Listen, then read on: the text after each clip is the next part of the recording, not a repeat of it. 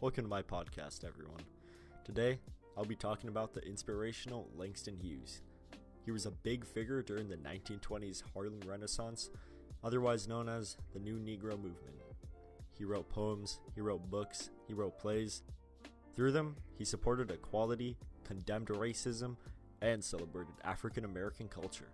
He was also the first African American to make a living as a poet and to be accepted in a then all-white literature establishment. On February 1st, 1902, in Joplin, Missouri, Langston Hughes was born. He attended college like many people did at Columbia University, though after 1 year, he dropped out to travel. He published his first poem in 1921 and his first book in 1926, gaining popularity in Harlem.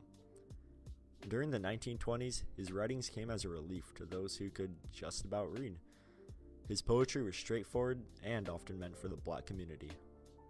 He created a whole new genre of American poetry called jazz poetry.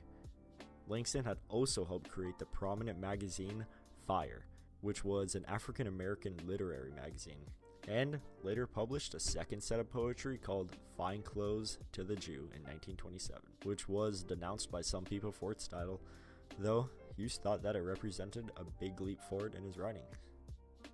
In the 1930s, he turned his poetry more toward racial justice with his collection of short stories called The Ways of White Folks.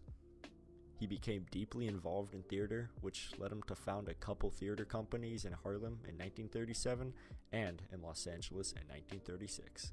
Well, in 1956, he published the second volume of his autobiography called I Wonder as I Wander. Many black intellectuals criticized Hughes because he documented on the lifestyles of the lower-class African Americans in his works, but Langston never got hurt or deterred or angry.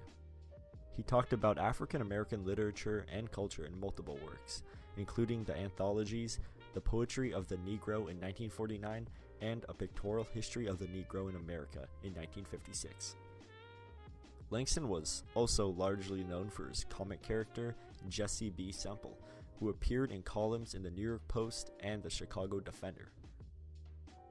Langston Hughes sadly passed away from complications of prostate cancer on May 22, 1967. His ashes were buried under the entrance of the Arthur Schomburg Center for Research in Black Culture in Harlem. Langston Hughes was an amazing role model to everyone. He promoted peace and equality through his poems, books, and plays. Hopefully, he will always be remembered in our society.